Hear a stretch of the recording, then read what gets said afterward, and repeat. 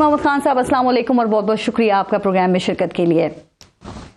वालेकुम सलाम। अली मोहम्मद खान साहब, पाकिस्तान तहरीक इंसाफ की 27 साल तारीख में पहली मरतबा इमरान खान की जगह नया चेयरमैन बना है। सर, आपको मुबारकबाद दी जाए या अफसोस का इजहार किया जाए, क्योंकि बिलाशुबा पाकिस्तान तहरीक इंसाफ पर ये एक बड़ा मुश्किल वक्त है। देखें, आपका सवाल बड़ा मानी खेज है और मैं समझता हूँ कि काबिल अफसोस तो मैं नहीं कहूँगा, क्योंकि इम्तिहानात इंसान पे जिंदगी में आते हैं, लेकिन कोई ऐसा खुशी का लम्हा भी नहीं है। कल जब बैरिस्टर साहब ने जिम्मेदारी संभाली, हमने उनके लिए दुआ की, मैंने दुआ की उनके लिए, और मैंने उनको और ये मैसेज भी मैंने चलाया कि हम दुआ करते हैं जिस इम्तिहान में वो सुरखरू हों और हम उनके दस्तो बाजू बनेंगे। ये फैसला खान साहब ने किया है और इस मुश्किल हालात में किया है। हमारे लिए मुश्किल फैसला इसलिए है इसको एक्सेप्ट करना, क्योंकि इमरान खान साहब सिर्फ इस जमात के चेयरमैन नहीं, बानी चेयरमैन है और वो हमारे लीडर भी हैं और इस मुल्क के बड़े लीडर हैं। तो ये फैसला उन्होंने, मैं समझता हूँ कि बड़ा एक भारी दिल के साथ किया होगा,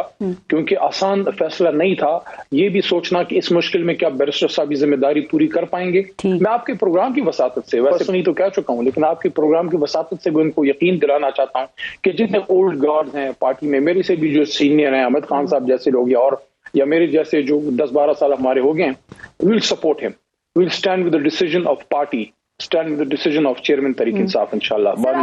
ठीक कर रहे हैं, लेकिन सवालात ये उठ रहे हैं कि चेयरमैन पीटीआई के लिए बैरिस्टर गौहर खान ही क्यों? ठीक है, खान साहब ने उनको नॉमिनेट किया, लेकिन कोई नजरियाती पुराना पीटीआई का कारकुन भी तो सर हो सकता था ना। इस वक्त पाकिस्तान पीपल्स पार्टी आपको ये ताने दे रही है कि एक जियाले को आपने पीटीआई का चेयरमैन बना दिया है, जो कि माजी में जी भुट्टो का नारा लगा चुका है।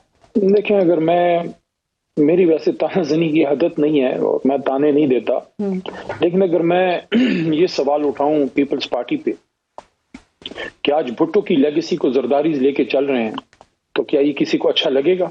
उनकी जमात का फैसला है, क्या नाम बदलने से आप भुट्टो बन जाते हैं? Zardari is Zardari, Bhutto is Bhutto. अब तो ये देखें, ये इस चीजों में ना पड़े।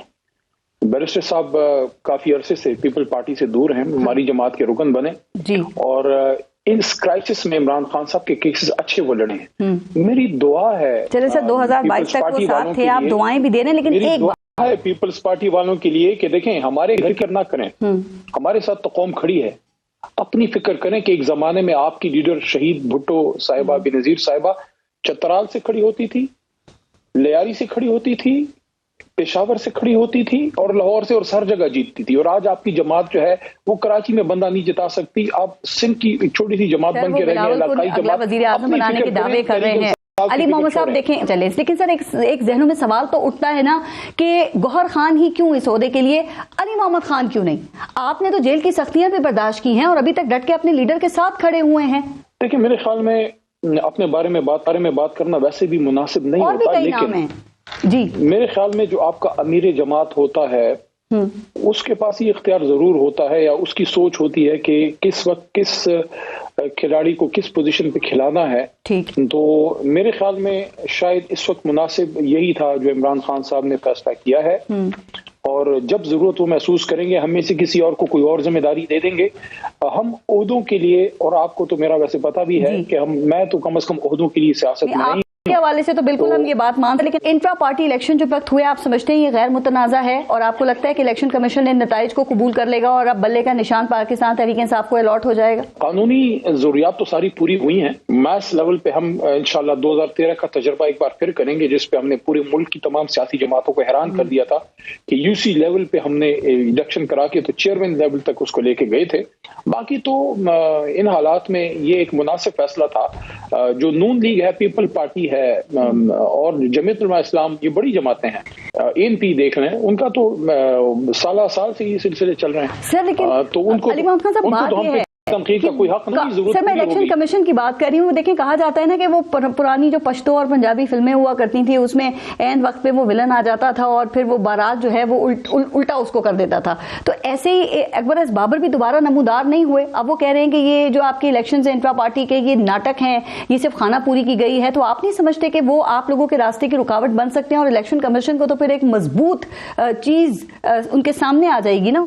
देखें, बाबर साहब के हवाले से मैं कोई गिरी हुई बात तो नहीं करूंगा, सख्त बात भी नहीं करना चाहता। ये जरूर कहूंगा कि उन्होंने जो अपना एक नजरियाती स्टैंस लेने की कोशिश की थी 8-6 सालों पहले, उसको उन्होंने हर्ट किया है। उसकी वजह यह है कि अगर वो इस जमात से और इसके कारकुन से मुखलिस थे या हैं, तो उनको उस वक्त स्टैंड लेना चाहिए था जब तहरीक इंसाफ के कारकुनान के साथ जो हुआ, जो हमारी खवातीन कारकुनान के साथ, यास्मीन राशिद साहिबा जैसी बुजुर्ग खातून और जाचोई साहब जैसे लोग आज भी जेलों में हैं, और सनम जावेद साहिबा को देख लें, या हमारे इधर खैबर पख्तूनख्वा में देख लें, या इमरान खान साहब को देख लें, पाकिस्तान तहरीक इंसाफ के चेयरमैन तो थे, और पाकिस्तान तहरीक इंसाफ को देखने जितनी मुश्किलात से गुजरी हैं, तो मुश्किल वक्त में उनकी तरफ से कोई बात नहीं हुई। और इस वक्त उनका इस तरह से सामने आना, बहुत से लोग ये बात करते हैं कि ये उनका खुदा न खास्ता री लॉन्च हुआ है। एक दफा पहले भी 2014 के धरने के जमाने में वो अचानक आ गए, तो वो कंसिस्टेंसी उनमें नजर नहीं आ रही। और हमेशा जब तहरीक इंसाफ पे कमजोर वक्त होता है, या बुरा वक्त होता है, या इम्तिहान का वक्त होता है, तो उस वक्त बजाय इसके कि आप तहरीक इंसाफ को सपोर्ट करें, आप उसको और नुकसान पहुंचाते हैं। मेरा भी थोड़ा सा वक्त इस जमात में हो गया है। मतलब आधी यूथ तो मैंने दे दी है इस जमात को। हालांकि मुझे याद है एक टाइम मैंने इस तरह की बात की, वो भी कुछ साल पहले थी, तो मैंने कहा कि हमने अपनी जबानी जमात को दिया, तो खान साहब ने कहा, उस वक्त शाह महमूद कुरैशी और जहांगीर तरीन साहब भी मौजूद थे, तो खान साहब ने मुझे कहा कि यार कौन सी आप तो अब भी बच्चे हैं। ये 2017 की बात मैं आपको कर रहा हूँ। तो हमने भी थोड़ा वक्त इस जमात को दिया है। मैं बसद एहतराम अकबर शेर बाबर साहब से कि वो होंगे माजी में, लेकिन कम से कम जितनी मुश्किलात मैंने इस जमात पे गुजरते देखी हैं 2011-12 से 13 से मैं MNA बना, मैंने उनका कोई हिस्सा उसमें नहीं देखा कि उन्होंने कोई मुश्किल में तहरीक इंसाफ के साथ, तो उनका कोई रोल पिछले 10-11-12 सालों में पार्टी में रहा नहीं। जब इतना एक गैप आ जाता है तो आप दूर हो जाते हैं पार्टी। ठीक, पाकिस्तान तहरीक इंसाफ जो है वो इस वक्त इमरान खान साहब के हवाले से ये तासुर जो दे रही है कि वो जेल में भी डट के खड़े हैं और वहां बैठ के भी सबको शिकस्त दे रहे हैं, तो आप समझते हैं कि ये बात बिल्कुल दुरुस्त है अली मोहम्मद खान साहब? क्या आप समझते हैं कि अब वो वक्त आ गया है कि आप मुफाहमत की तरफ सर बढ़ा जाए, चूंकि मज़ाहमत से, तसादुम से तो सिर्फ एक सियासी जमात का नुकसान ही हुआ है। तहरीक इंसाफ तो तसादुम पे यकीन नहीं रखती, खासकर हमारे दिफाई इदारों से, और ये हमारी जमात की कभी पॉलिसी नहीं रही। और हमेशा चेयरमैन साहब ने इंटरनल मीटिंग्स में भी ये बात हमें की कि इस मुल्क के लिए एक मजबूत फौज इसकी जरूरत है, इदारे इसकी जरूरत है। तो वो वाली बात तो कभी भी नहीं रही। एहतजाज हमने किया, उसमें कुछ लोगों ने एक्सेस भी किया, लेकिन एहतजाज तो हमने 2011-12 से कर, मुझे आज वजीरिस्तान मार्च याद आ रहा है जो हम पीस मार्च हमने किया था 2012 में, कुछ 25-30 हजार बंदा लेके हम गए थे। फिर 2014 में हमारा धरना हुआ, एहतजाज आपने देखा, पनामा में फिर लॉकडाउन में एहतजाज आपने देखा। एहतजाज हमारे अमूमी तौर पे इक्का दुक्का वाकयात को छोड़ के अमूमी तौर पे पुरअमन रहे हैं, तो ऐसी कोई बात नहीं है। तो हम तो चाहेंगे कि हमारा ताल्लुक इदारों से इस वजह से नहीं हमें कोई इक़्तिदार बदल चुकी है। अली मोहम्मद खान साहब देखें सर, एक सेकंड देखिए, 9 मई के बाद सूरत हाल बदल चुकी है, इसलिए मैंने आपसे ये बात की। आप ही की पार्टी में वो लोग जो खान साहब को असेंबलियां तोड़ने और जो एस्टेब्लिशमेंट है इसके मुखालिफ बयानियां बनाने के जो मशवरे दे रहे थे ना, वो देख लें आप सब पतली गली से निकल चुके हैं। और आप जैसे लोग अली मोहम्मद खान साहब जो आज भी 9 मई के वाकयात की मजम्मत करते हैं, और मुझे याद है अच्छी तरह कि आप उस वक्त भी जब आपकी पार्टी पर अच्छा वक्त भी था तो आप मुफाहमत की बात ही किया करते थे। सर, आप खान साहब को मुफाहमत की तरफ आप जैसे लोग क्यों नहीं ला सके? मेरे ख्याल में वो जो कहते हैं ना कि ताली एक हाथ से नहीं बजती, तो थोड़ा सा बैठ के सबको बात करनी पड़ेगी। और मैं ये नहीं कहता कि इसमें हम एस्टेब्लिशमेंट के साथ कोई बैठ के अपने लिए कोई डील लें, बल्कि मैंने तो एक और बात की थी जो मुनासिब है और ज्यादा मैं समझता हूँ मैच्योर बात शायद होगी कि सदर मुमलिकत उसमें रोल प्ले करते, और उसमें खैर अब टाइम भी काफी गुजर गया इस बात को किए हुए, जो मैंने की कोई 3 महीने पहले जब जेल से मैं निकला, कि तमाम सियासी जमातों को और एस्टेब्लिशमेंट को, आखिर को हम सब पाकिस्तानी हैं, कोई मजाती दुश्मनी किसी से नहीं है, असल में तो मुल्क के लिए सब काम कर रहे हैं। तो उनको बिठाएं एक नुक्ते पे कि फ्री एंड फेयर इलेक्शन हो, और आगे की मोडेलिटीज भी डिस्कस हो कि हुकूमत आने के बाद जो भी हुकूमत आती है वो मुल्क को आगे लेके जाए, और हम बैठ के पाकिस्तान के लिए कोई पॉलिसियां ऐसे बना सकें जो 25-30 साल की कोई पॉलिसी हो, जिसमें बेशक अपोजिशन और हुकूमत तो जाहिर अपना कोई कौमी हुकूमत तो नहीं बनेगी ना, उसमें सब ने अपनी पॉलिसी का अपोजिशन ने तनकीद करनी है, हुकूमत अपनी पॉलिसी लेके जानी है, लेकिन कोई स्टेबिलिटी इस मुल्क में आए, मईशत मजबूत हो, क्योंकि बाहर का जो इन्वेस्टर है खान साहब उसमें आप क्या हैं कि कहीं ऐसा तो नहीं कि खान साहब आप तैयार हैं मुफाहमत के लिए, मुफाहमत की तरफ आने के लिए, लेकिन दूसरी तरफ से लोग तैयार नजर नहीं आ रहे, या दूसरी तरफ से इनकार है? देखिए, मैं तो पाकिस्तान को जहन में रख के हमेशा बात करता हूं, और मैं ये समझता हूं कि सिर्फ इस वजह से नहीं कि तहरीक इंसाफ के सहानिया मुश्किल से निकले, खान साहब जेल से बाहर आए और हम इख्तिदार में आए, बल्कि मैं ये कहता हूँ कि दोनों मुल्क के लिए बेसिकली नुकसान है कि एक इतनी बड़ी जमात जिसके पीछे बहुत बड़ी कौम खड़ी है, तो वो अगर कॉर्नर होती है तो गैर जरूरी तौर पे फिर एक नफरत भी पैदा होती है, एक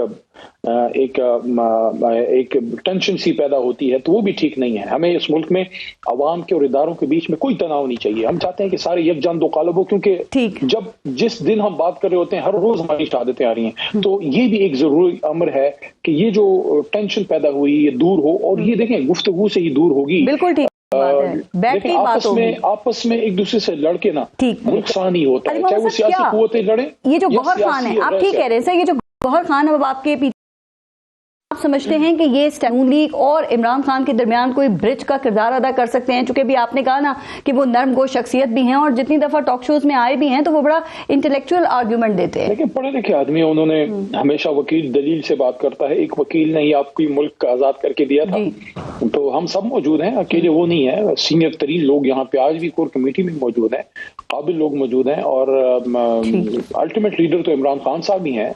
और इमरान खान साहब भी फैसला करेंगे और उनको फैसला साजी तक पहुंचने में हम मदद करेंगे। मैं तो चाहूंगा, मेरी तो ख्वाहिश है कि कोई अगर गलत फहमियां पैदा हैं खान साहब के और इदारों के बीच में कोई दूरी है वो, और इस वजह से नहीं कि इमरान खान वजीर आजम बने या पाकिस्तान तहरीक इंसाफ इक़्तिदार में आए, वो नहीं चाहिए कोई दूरी, कोई misunderstanding. At the end of the day we are all Pakistani. बिल्कुल अच्छी बात है। आखिर में मुझे जरा एक दो और बात बता दें सर कि नवाज शरीफ था कि कैसे उन्होंने हवाओं का रुख मोड़ा और कैसे जीरो रिस्क वापसी के साथ मुल्क वापस आए, एक बड़ा जलसा किया और अब केसेस में रिलीफ मिल रहा है और नून लीग कह रही है कि अगली हुकूमत भी वही बनाएगी, दावा कर रहे हैं।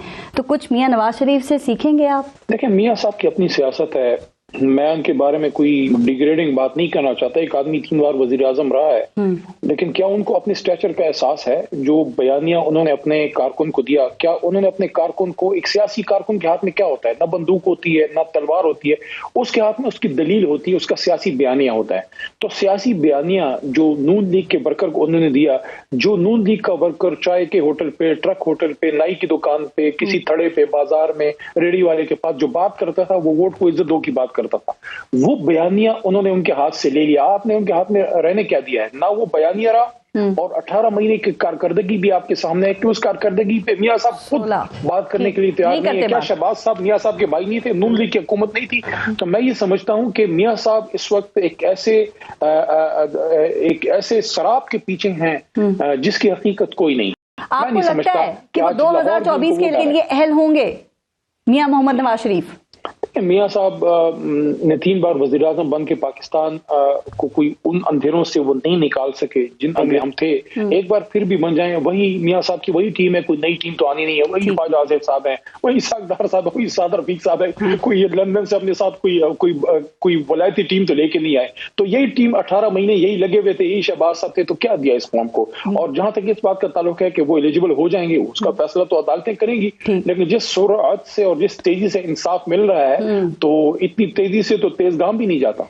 अच्छा सर, आखिरी बात, निकला आ जाएगा और कहा भी जा रहा है और हो सकता है कि खान साहब को उसमें भी सजा हो जाए और अलकादे ट्रस्ट केस का रेफरेंस भी दायर हो गया है, तो अली मोहम्मद खान साहब, लगता ये है कि आपके जो टाइगर हैं, आपके जो लीडर हैं, आपके जो कायद हैं, आपकी पार्टी के जो बानी हैं, वो जल्दी तो बाहर आते जेल से नजर नहीं आ रहे हैं। तो क्या पाकिस्तान तहरीक इंसाफ जो है वो ये लंबी कानूनी जंग लड़ने के लिए तैयार है? सर, पाकिस्तान के बचाव, पाकिस्तान की बका की जद्दोजहद है तहरीक इंसाफ।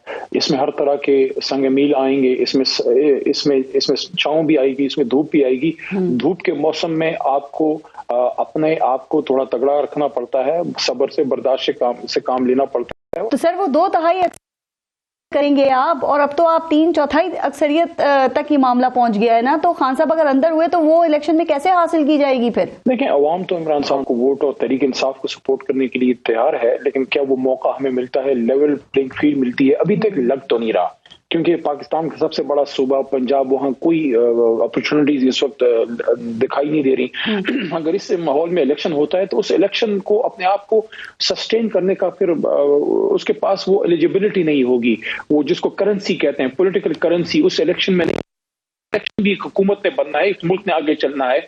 अगर उस इलेक्टेड हुकूमत के पास पीछे अवाम की ताकत नहीं होगी, वो मजबूत फैसला साजी कैसे करेगी?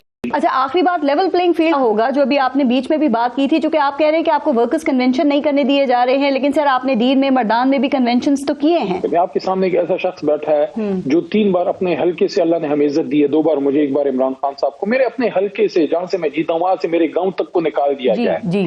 तो ये आप देखें कि इतनी लेवल पे जाके माइक्रो मैनेजमेंट हो रही है कि जिस हल्के से तहरीक इंसाफ का कोई मिनिस्टर या एमएनए रहा है तो उसका इलाका, देखें हमें तो हर जगह से अल्लाह के करम से वोट पड़ जाएगा, तहरीक इंसाफ का वोट बैंक हर जगह है, लेकिन ये चीजें ठीक नहीं है। 70 साल से एक हल्का है उसको आप डैमेज करें। जहां तक आपने कन्वेंशन की बात की, आप मुझे बताएं क्या बाकी जमातों की इजाजत है या नहीं? अगर उनको है तो फिर हम पे दफा 144 क्यों? ये कल सवाबी में कल जो दफा 144 सवाबी में लगा, आप मुझे बताएं अभी तक नून लीग, ANP, जमीयत, जमात या पीपल पार्टी, किसी एक जमात के लोगों पे दफा 144 लगा है उनके कन्वेंशन पे? तो फिर ये तो लेवल प्लेइंग फील्ड ना